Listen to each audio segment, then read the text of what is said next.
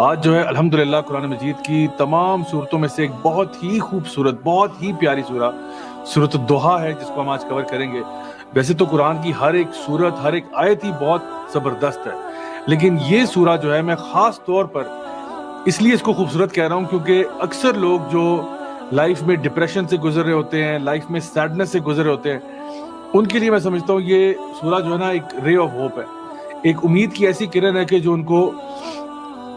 یہ بتاتی ہے کہ سب کچھ ٹھیک ہو جائے گا، سب کچھ ٹھیک ہو جائے گا۔ تو انشاءاللہ جو بھی آپ لوگوں میں سے ایسے لوگ ہیں جو کہ تھوڑا سا ڈپریشن میں کبھی چلے جاتے ہیں، یا کبھی کبھار غم کا شکار ہو جاتے ہیں، یا کبھی اداس ہو جاتے ہیں، تو یہ سورہ پھر خاص طور پہ آپ لوگوں کے لیے۔ تو انشاءاللہ بغیر کسی اور ٹائم کو ویسٹ کیے ہوئے ہم آغاز کرتے ہیں۔ یہ سورہ جو ہے یہ ایک مکی سورہ ہے، اور اس کے پیچھے اس کا ایک کانٹیکسٹ ہے، یعنی اس سورہ کو پڑھنے سے پہلے اس کے پیچھے ایک سٹوری ہے، وہ آپ کو سننا ضروری ہے۔ وہ یہ ہے کہ یہ وہ وقت ہے جس کو بولتے ہیں فترۃ الوحی۔ یہ وہ ٹائم ہے ارلی مکن پیریڈ کا، جہاں پہ ایک وقت ایسا آیا جب نبی کریم صلی اللہ علیہ وسلم کے اوپر جو وحی کے آنے کا سلسلہ تھا وہ ٹیمپریرلی اس پہ پاز لگ گیا، ٹیمپریرلی اس کو ہولڈ کر لیا گیا۔ اب جب نبی کریم صلی اللہ علیہ وسلم کے پاس سورہ مزمل آ رہی ہے، سورہ مدثر آ رہی ہے، اقرا بسم ربک الذی خلق، ان کے بعد ہی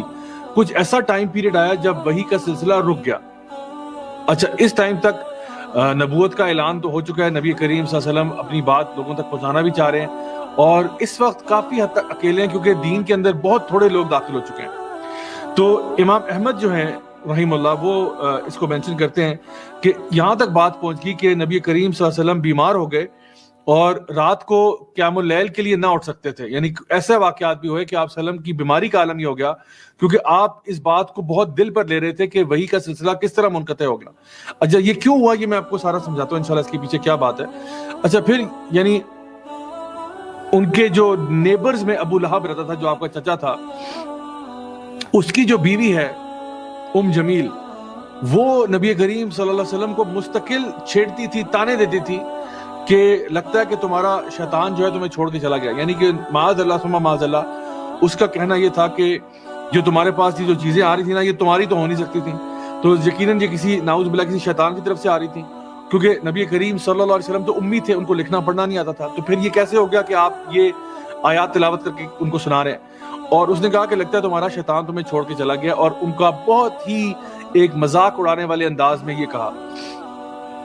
نبی کریم صلی اللہ علیہ وسلم کو خود بھی اس بات کا احساس تھا کہ آخر یہ وحی کا سلسلہ کیسے رک گیا، ہوا کیا پیچھے۔ تو جب وحی آتی تھی لوگوں کو پتہ چلتا تھا کہ وحی آئی ہے، اور اب لوگوں کو معلوم نہیں تھا کہ کیوں یہ وحی کا سلسلہ رک گیا۔ جو لوگ یعنی آپ صلی اللہ علیہ وسلم پر ایمان لا بھی رہے تھے، وہ بھی اس بات میں کچھ دیر کے لیے تو شک میں مبتلا ہوئے ہوں گے کہ بھئی یہ سلسلہ آخر رکا کیوں۔ اور سب سے بڑی بات یہ کہ نبی کریم صلی اللہ علیہ وسلم کو خود اس بات کا احساس تھا کہ شاید مجھ سے کوئی غلطی ہوئی یا کوئی میرے سے کوتاہی ہوگی، کیونکہ جو انسان بھی ایک اچھی صفت والا ہوتا ہے، ایک اچھے کردار والا ہوتا ہے نا، وہ ہمیشہ سب سے پہلے اپنے آپ کو بلیم کرتا ہے۔ یعنی کوئی بھی چیز معاشرے میں جب ہوتی ہے نا تو وہ سوچتا ہے کہ میں اس کا قصوروار تو نہیں ہوں، کیا میری وجہ سے تو ایسا نہیں ہو رہا۔ تو نبی کریم صلی اللہ علیہ وسلم جن کا سب سے اچھا اخلاق اور کردار تھا، یقیناً انہوں نے سب سے پہلے اس بات کو اپنے اوپر دیکھا کہ کیا میرے سے کوئی غلطی ہو گئی، میں نے دین کی بات کہنے میں کوئی کوتاہی ہو گئی کہ یہ وحی کا سلسلہ رک گیا۔ لیکن یقیناً یہ اللہ کی طرف سے ایک آزمائش تھی، یہ دیکھنے کے لیے کہ نبی کریم صلی اللہ علیہ وسلم جو ہیں وہ اپنے اس ایمان پہ، اپنے اس دعوے میں کتنے حد تک مضبوط ہیں، اور جو ان کو فالو کرنے والے ہیں وہ کتنے زیادہ مضبوط ہیں۔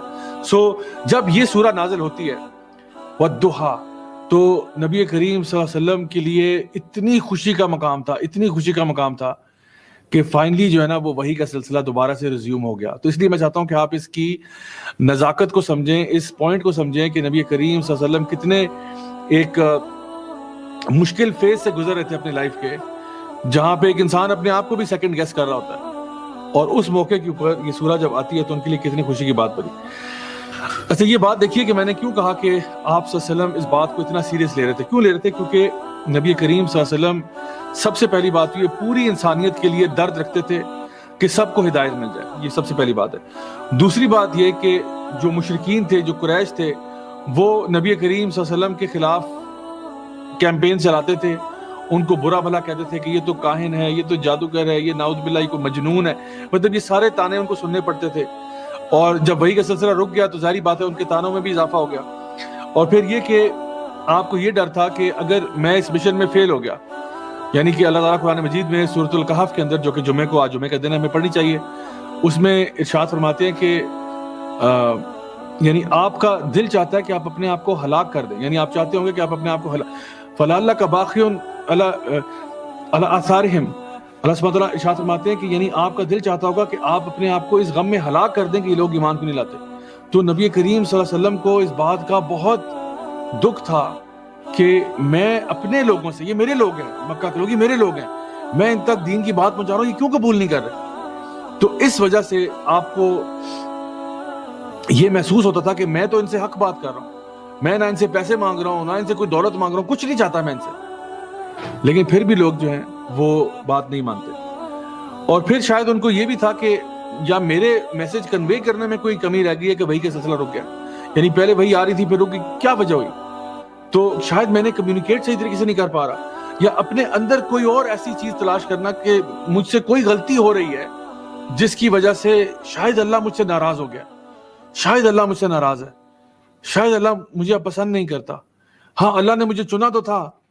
مجھے غار حرا میں وحی آئی تھی، لیکن شاید مجھ سے کچھ غلطی ہو گئی ہے، کوئی خطا ہو گئی ہے جس کی وجہ سے اب وحی کا سلسلہ رک گیا۔ سو نبی کریم صلی اللہ علیہ وسلم کے دل و دماغ پہ یہ بہت بڑا بوجھ تھا، یعنی خاص طور پہ اس انسان کے بارے میں سوچیں جو اتنا حساس ہو لوگوں کے معاملے میں، اپنے معاملے میں، وہ کتنا اس بات کو فیل کرے گا کہ میرے اوپر وحی کا سلسلہ کیوں روک دیا گیا۔ تو یہ چیز اب میں سمجھتا ہوں کہ تمام لوگ جو بھی دین کا کام کر رہے ہیں ان کے لیے بھی بڑی ضروری ہے کہ اگر ہماری لائف میں کبھی کوئی مشکلیں آتی ہیں، کسی کی لائف میں، خاص طور پہ وہ لوگ جو کہ اللہ تعالیٰ کے دین کا کام کر رہے ہیں، اللہ تعالیٰ کے دین کی بات دوسروں تک پہنچانا چاہتے ہیں، جب لائف میں کوئی مشکلیں آتی ہیں، پریشانیاں آتی ہیں، تو پھر خاص طور پہ ہمیں یہ سورہ پڑھنی چاہیے اور اس کو سمجھنا چاہیے، تو انشاءاللہ ہم اس غم سے، ڈپریشن سے باہر نکل آئیں گے۔ اللہ سبحانہ تعالیٰ نبی کریم صلی اللہ علیہ وسلم سے بہت زیادہ محبت کرتے تھے اور کرتے ہیں، اور سب سے زیادہ بلکہ محبوب اتنا اعلیٰ اور افضل ہے، اور کس طرح سے اللہ تعالیٰ جو ہے وہ ہمیں بھی اور تمام لوگوں کو ہدایت کے راستے پر لے کے آتا ہے۔ تو یہ سورہ جو اس کا آغاز ہوتا ہے وَالضُّحَىٰ، ایک قسم کے ساتھ، وَالضُّحَىٰ، ضحیٰ کہتے ہیں یعنی صبح کی جو ٹائم ہوتا ہے، ارلی مارننگ میں جب روشنی نکلتی ہے تو اس کو ضحیٰ کہتے ہیں۔ تو یہ وہ ٹائم ہوتا ہے جب فجر کی نماز کے بعد کا وقت، جب سورج طلوع ہوتا ہے، اور یہ وہ وقت ہے جب تمام دنیا جو ہے نا وہ حرکت میں آ جاتی ہے۔ پہلے سارے لوگ سوئے ہوئے تھے، ہر بندہ ریسٹ کی سٹیٹ میں تھا، جانور ہوں، چرند پرند ہو، لیکن جیسے یہ ضحیٰ کا ٹائم آتا ہے نا، تو اس میں کیا ہوتا ہے کہ ایک دم سے ہسل بسل ہو جاتی ہے،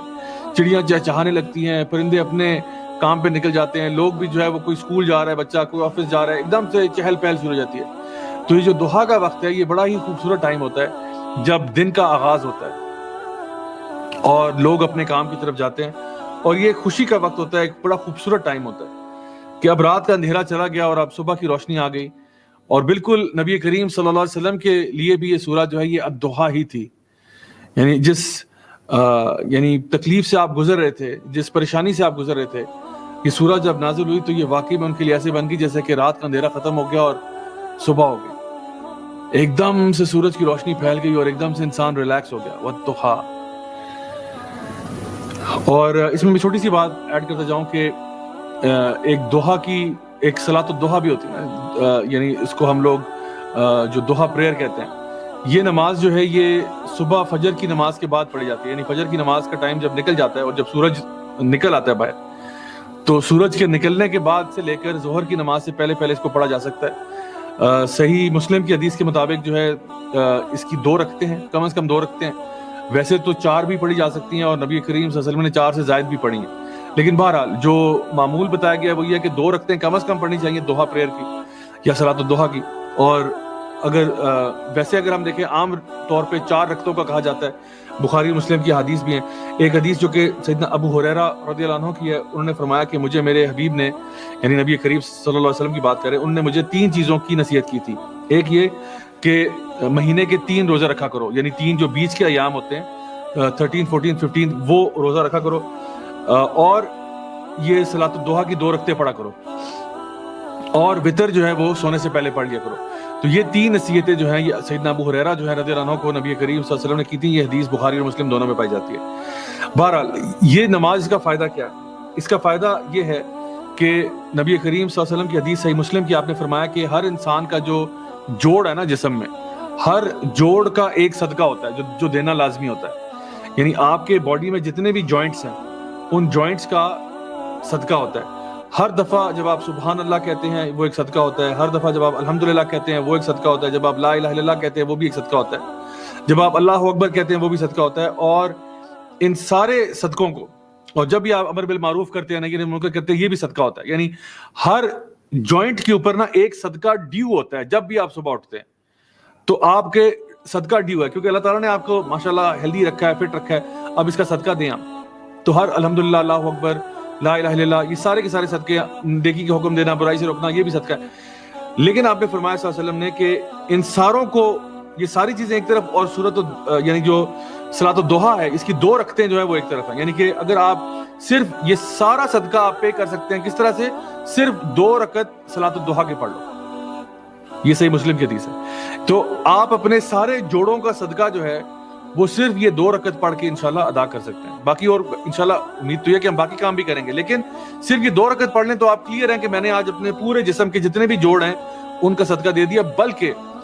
بعض ہمارے جو علماء ہیں وہ یہ بات اس کی ترغیب دیتے ہیں کہ اگر آپ کو، یہ میں سائیڈ نوٹ بتا رہا ہوں، اگر آپ کو کوئی بھی باڈیلی پینز ہوتی ہیں نا، خاص طور پہ جوڑوں کی تکلیف ہے آپ کو یا جوڑوں کا درد ہے، تو خاص طور پر آپ کو چاہیے کہ آپ صلاۃ الضحیٰ جو ہے وہ ضرور پڑھا کریں. انشاءاللہ الرحمن اللہ تعالیٰ آپ کی تکلیفوں کو بھی دور کرے گا جو فزیکل ایلمنٹس ہیں آپ کی. سو بہرحال اس کے علاوہ بھی اس کے بہت سارے فوائد ہیں. اللہ تعالیٰ ہم سب کو توفیق عطا فرمائے کہ ہم لوگ انشاءاللہ صلاۃ الضحیٰ جو ہے اس کا باقاعدہ طور پر اہتمام کیا کریں. ایک اور حدیث میں ایڈ کر دیتا ہوں یہاں پہ، جو کہ ترمذی میں ہے اور دیگر جو ہے نا کتب میں بھی پائی جاتی ہے، جہاں پہ آپ صلی اللہ علیہ وسلم نے ارشاد فرمایا کہ جو شخص بھی فجر کی نماز پڑھتا ہے اور پھر اپنی اسی جگہ پر بیٹھا رہتا ہے، یعنی جو بندہ بھی فجر کی نماز پڑھتا ہے پھر اسی جگہ پر بیٹھا رہتا ہے، اور حتیٰ کہ صبح یعنی سورج طلوع ہو جاتا ہے، پھر اس کے بعد وہ 2 رکعت پڑھتا ہے، تو اس کے لیے وہ ثواب ہے جو حج اور عمرے کا ہے، مکمل مکمل مکمل. یعنی جو شخص بھی صبح فجر کی نماز سے، یعنی یہ ویسے تو باجماعت نماز کی بات ہے، لیکن انشاءاللہ ہم امید کرتے ہیں کہ جو خواتین گھر میں بھی نماز پڑھتی ہیں ان کے لیے بھی ایسے ہوگا. یعنی جو بندہ فجر کی نماز باجماعت پڑھتا ہے اور نماز پڑھنے کے بعد ادھر ہی اپنی جگہ پر بیٹھا رہتا ہے، ذکر کرتا رہتا ہے، سبحان اللہ، الحمدللہ، اللہ اکبر، لا الہ الا اللہ، قرآن کی مطلب تلاوت کرتا ہے، دعائیں مانگتا ہے، جو بھی کرتا رہے، اور حتیٰ کہ سورج نکل آئے اور پھر وہ کیا کرتا ہے کہ 2 رکعت پڑھتا ہے صلاۃ الضحیٰ کے، تو الحمدللہ اس کے لیے حج اور عمرے کا ثواب لکھا جاتا ہے. اس کا یہ مطلب نہیں ہے کہ اب اس کے اوپر حج اور عمرہ کی فرضیت ختم ہو گئی ہے، نہیں، وہ تو رہے گا، وہ تو اس نے ایکچوئل تو کرنا ہی ہے جب بھی اس کو توفیق ہو انشاءاللہ. لیکن اجر و ثواب کے اعتبار سے اس کو پورا اجر ملتا ہے. تو الحمدللہ میں سمجھتا ہوں کہ ہمیں یہ چیز کا بھی اہتمام کرنا چاہیے، اگر ہر روز نہیں تو اکثر اس چیز کو ہمیں اہتمام کرنا چاہیے. تو اللہ سبحانہ تعالیٰ نے ارشاد فرمایا وَالضُّحَىٰ وَاللَّيْلِ إِذَا سَجَىٰ. سو پہلے ضحیٰ کا ذکر ہوا، جو صبح کا ٹائم جب ہوتا ہے اور ہر چیز میں چہل پہل پیدا ہوتی ہے، وَاللَّيْلِ إِذَا سَجَىٰ، اور رات کی قسم جب وہ اس کا اندھیرا جو ہے وہ ایک سکون کی کیفیت طاری کر دیتا ہے. پچھلی صورتوں میں ذکر ہوا تھا وَاللَّيْلِ إِذَا يَغْشَاهَا یا وَاللَّيْلِ إِذَا يَغْشَىٰ، تو رات جب وہ ڈھانپ لیتی ہے، کپڑے کی طرح لپیٹ لیتی ہے آپ کو. یہاں پہ ذکر ہو رہا ہے اذا سجا. سجا کا مطلب ہے یعنی جب چیز رک سی جاتی ہے، تھم جاتی ہے، سکون آ جاتا ہے. تو رات جب آتی ہے نا تو سکون کی کیفیت طاری ہو جاتی ہے. تمام مخلوق سونے کی تیاری کر رہی ہوتی ہے، خاموشی ہو جاتی ہے، لوگوں کے کام ختم ہو جاتے ہیں، دکانیں بند ہو جاتی ہیں، مطلب آہستہ آہستہ نا ہر چیز شٹ ڈاؤن کی طرف جا رہی ہے. تو اللہ تعالیٰ کہتے ہیں وَاللَّيْلِ إِذَا سَجَىٰ. تو اب دیکھیں کہ دن کا جو وقت کی بات کی گئی وہاں پہ آپ کو ایکٹیویٹی نظر آ رہی ہے، رات کے وقت نظر آ رہا ہے کہ رات کا ایک سکون ہے، جہاں پہ یعنی آپ دیکھیں کہ 2 ڈفرنٹ سٹیٹس ہیں، دونوں اپوزٹ ہیں لیکن دونوں کا ساتھ ذکر کیا جا رہا ہے. بعض علماء نے کہا کہ یہ شاید اس کی طرف مراد جو ہے وہ دنیا اور آخرت بھی ہے، کہ ایک جو ہے وہ دنیا کی زندگی ہے، ایک آخرت کی زندگی ہے، کہ آخرہ جو ہے وہ ضحیٰ کی طرح آپ کو نظر آئے گی اور دنیا جو ہے وہ ظلمت کی طرح اندھیرا ہے. بہرحال واللہ عالم، دونوں چیزیں ہو سکتی ہیں انشاءاللہ.